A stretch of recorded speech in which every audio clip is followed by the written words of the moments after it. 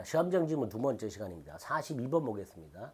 토지가 거래 허가를 받지 아니한 유동적 무효 상태에서는 계약상 채권 채무가 발생하지 않는다 그랬죠. 그러니까 채무 무효행을 이유로 한 해제나 손해배상도 청구할 수가 없죠.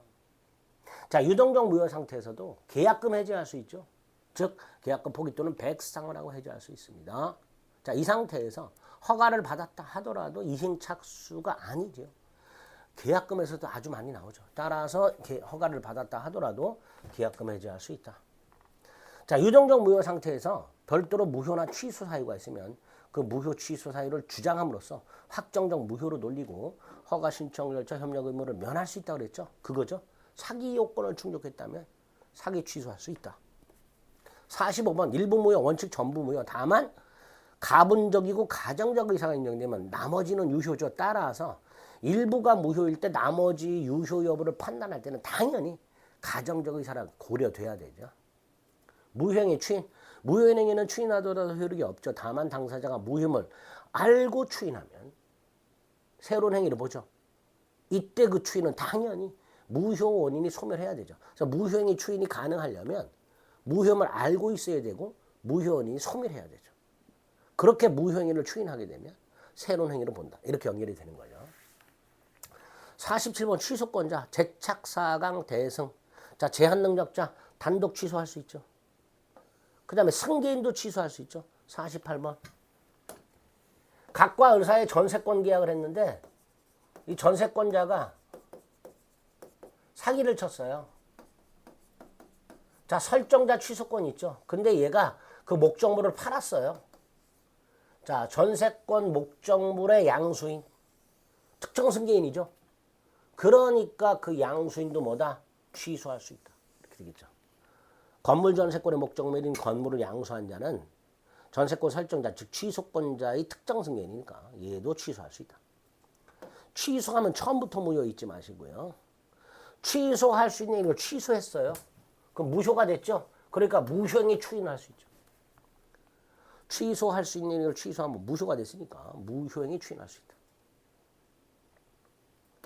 51번 취소할 수 있는 행위는 취소 원인이 소멸한 후에 추인할 수 있죠. 근데 예외가 있죠.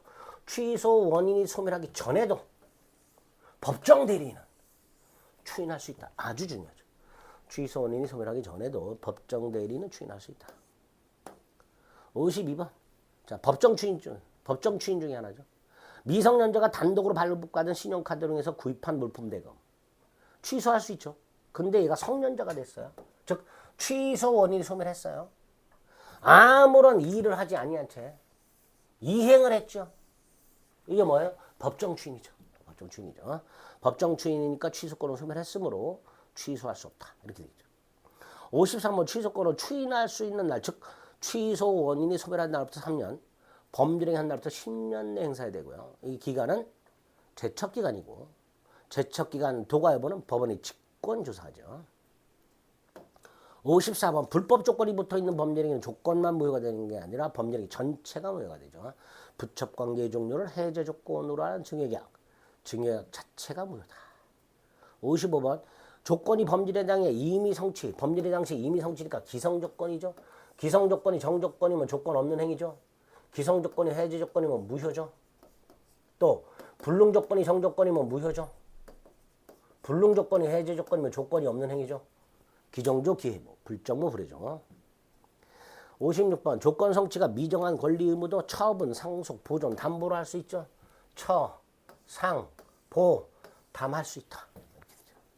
57번 조건, 정조건 모형에서 조건이 성취되었다는 사실은 누가 증명해야 돼요? 성취, 대시유, 유효주장자. 유효주장자가 증명해야 되죠. 반면에 어떤 범죄행위가 정조건 모형에 해당한다는 사실은 무효주장자. 즉 효과 발생을 다투는 자가 증명해야 되죠.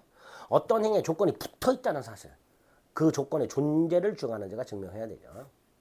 58번 정조건과 불확정 기한은 의사표시 해석을 통해서 구별합니다. 어떻게? 불확정한 사실이 붙어있는 법률행위에서 그 불확정한 사실이 발생하면 채무를 이행하고 발생하지 아니하면 이행하지 않아도 돼. 그럼 조건이고요. 발생을 하든 불발생으로 확정이 되든 이행을 해야 한다면 기한이죠. 그게 59번이죠. 그래서 불확정한 사실이 기한인 경우에 그 사실이 발생한 때는 물론이고 그 발생이 불가능하게 된 때도 기한은 도래한 것이다. 이렇게 되겠죠. 60번 기한이 상실치가 두 종류가 있죠. 그 사유가 발생하면 바로 기한이 도래하는 정조건부 특약과 사유가 발생했다 하더라도 채권자의 통지나 청구가 있어야 기한이 도래하는 형성권적 특약 두 종류가 있고요. 그 다음 명백히 정조건부 특약으로 볼 만한 사정이 없다면 형성권적 특약으로 추정한다. 이런 것들을 기억하셔야 됩니다. 여기까지가 이제 민법 총칙 내용입니다. 물권법 내용은 또 잠시 쉬었다가 61번 살펴보겠습니다.